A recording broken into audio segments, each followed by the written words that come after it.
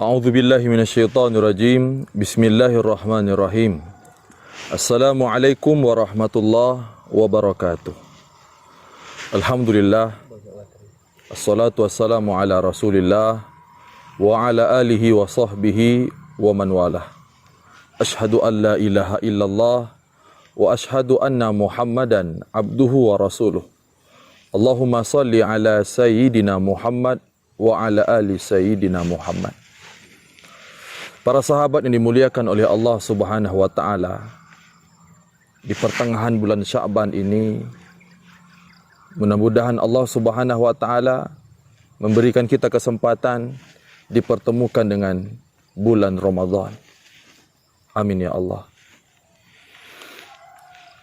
Di dalam sebuah riwayat hadis dalam Sunan Ibnu Majah, Rasulullah sallallahu alaihi wasallam pernah bersabda, kata Rasulullah, "Innallaha la yattali'u fi lailatin nisfi min Sya'ban fayaghfiru li jami'i khalqih illa li musyrikin aw li musyahin." Rasulullah sallallahu alaihi wasallam pernah bersabda, kata Rasulullah, sesungguhnya Allah Subhanahu wa taala memperhatikan hamba-hambanya pada pertengahan malam bulan Sya'ban. Maka Allah Subhanahu wa taala mengampuni seluruh dosa hamba-hambanya. Ada dua yang tak bisa diampuni oleh Allah Subhanahu wa taala. Yang pertama adalah limusyrikin, yaitu orang-orang musyrik. Yang kedua adalah limusyahin, orang-orang yang hatinya rusak.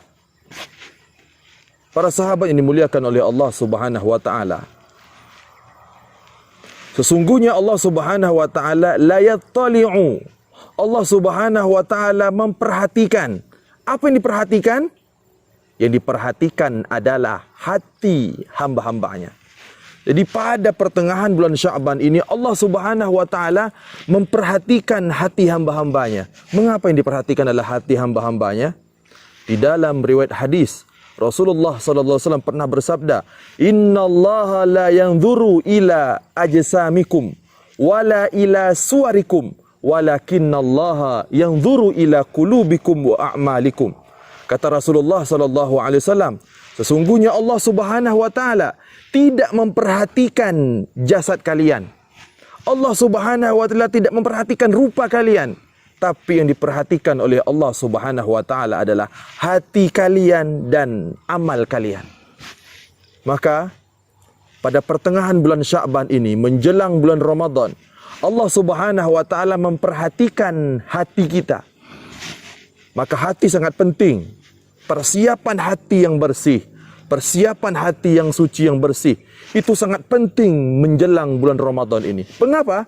Karena kata Rasulullah sallallahu alaihi wasallam, "Idza saluhat saluhal jasadu kulluh, wa idza fasadat fasadal jasadu kulluh, ala wahiyal qalbu." Kata Rasulullah sallallahu alaihi wasallam, jikalau hati itu baik, maka seluruh anggota badan ikut baik. Tapi jikalau hati itu rusak, maka seluruh anggota tubuh ikut rusak. Maka daripada itu, benarlah orang-orang dulu mengatakan bahwasanya sebelum memasuki bulan suci, masuklah dengan dalam keadaan hati yang suci. Dan kata Rasulullah sallallahu alaihi wasallam, pada pertengahan bulan Sya'ban itu Allah Subhanahu wa taala mengampuni seluruh dosa-dosa hambanya. Seluruh dosa hambanya diampuni oleh Allah Subhanahu wa taala. Namun kata Rasulullah, ada dua yang dosanya tidak diampuni oleh Allah. Ada dua dosanya yang tidak akan pernah diampuni oleh Allah Subhanahu wa taala. Apa itu? Illa limusyrikin. Kembali kepada hati. Yang tak diampuni oleh Allah Subhanahu wa taala adalah musyrik, yaitu orang yang hatinya rusak dengan Allah Subhanahu wa taala.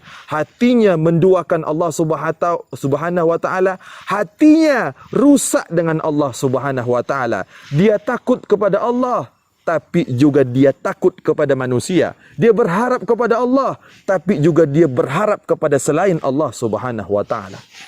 Yang kedua, dosa yang tidak diampuni oleh Allah pada pertengahan bulan Sya'ban, yaitu limusyahin, yaitu orang yang hatinya rusak dengan manusia. Hatinya ada rasa iri dengki dengan manusia.